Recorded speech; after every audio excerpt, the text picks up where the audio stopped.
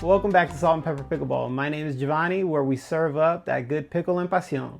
If you're new here, please don't forget to hit that like and subscribe button. I'd really appreciate it. So today we're going to be diving into the Bread and Butter Shogun. That's right, the Shogun. I hit with this bad boy for a few weeks, and let me tell you, it's not just a pretty name. I see why Isaac from Pickleball Studio and Kyle from Dinks Media mained this for so long. So let's start off with the specs. So this is going to be a T700 carbon fiber face, and it actually has a titanium colored polyester weave. So that's what's giving it this shine here that you're seeing. It's actually pretty cool. This is going to be your traditional elongated 16.5-inch pickleball paddle, but the width is a little thinner, not at the 7.5 that I'm used to. This one actually came in at 7.3. Inches wide. Stock, this came in at 8 ounces on the dot. The swing weight on this is going to be around 119, and the grip length here from the butt cap all the way to where the tape hits the throat is 5.5 inches, so it's very good for that tui. The circumference is going to be 4.3 inches, but once you add an overgrip, it kicks it up to about 4.5. So first of all, let's talk about the look of this paddle. It's super clean, even though it has the word Shogun on the side and it does have the branding on the edges. I think it's tastefully done. I think it's very nice. It's subtle. It's kind of like that samurai meets art type of deal, you know? The texture on the face has got some grit to it. You can feel it. You can actually hear it too. That gritty surface really does grab the ball, and it's definitely not for show. When I first took this paddle to the court, I was expecting power. Come on. I mean, it's called the Shogun, you know? But what really got me was just how it felt at the net. Drops, dinks. It gave me some really nice soft touch.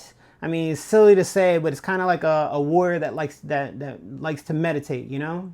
Now, power-wise, it's got punch, but it's not wild in a hard-to-control type of way. It's more like a confident pop or a controlled aggression. The spin with the texture surface helps you to slice and rip serves with ease, nice and clean, and actually put some shape on the ball. I definitely saw a lot of extra curving on my drives. The sweet spot on this bad boy is actually pretty generous. I mean, it's no cheat code level, but I wasn't getting punished for off-center hits either, like with some other paddles. It's super comfy in the hands, has a good balance, not too top heavy, so you're not having to struggle with your paddle always sinking on you, you know? Like, this is just like a nice middle ground between stiff and then too flexy. Now, who's this paddle gonna be for? I'd say this paddle is gonna be for somebody who likes to feel connected to the ball, but also wants the ability to crank up the heat when needed.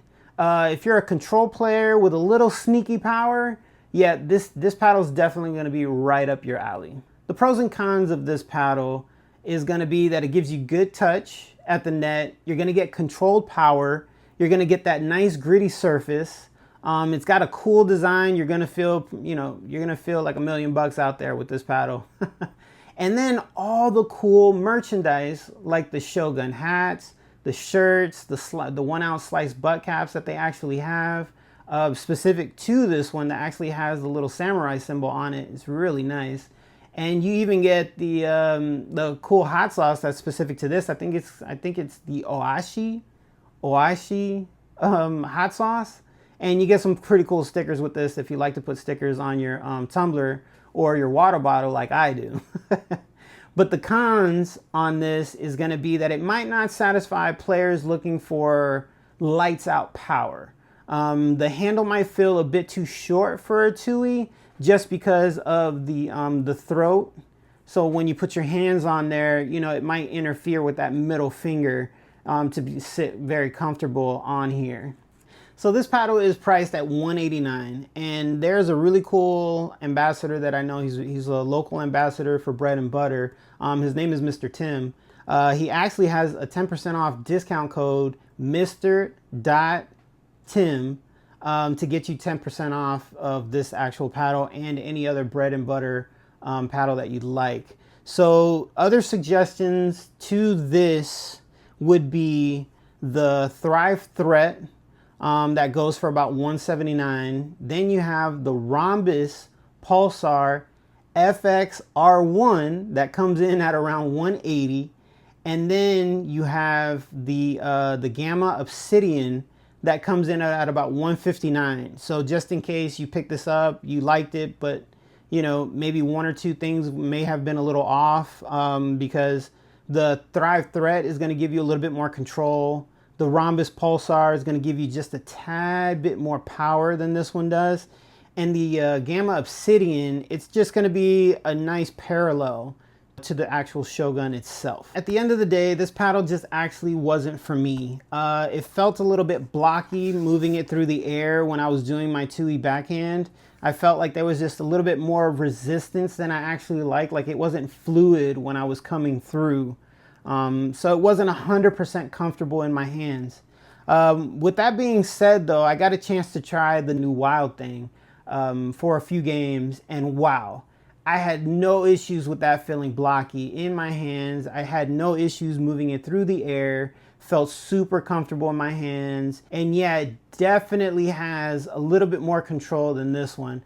But the power is there when you need it. If you've tried the Shogun, drop a comment below. I'd love to hear your take on the Shogun. And if you're actually thinking about buying one, or even in the new Imperial Edition, which looks extra cool with the red edge guard, and the graphics on there look amazing. That thing looks sick.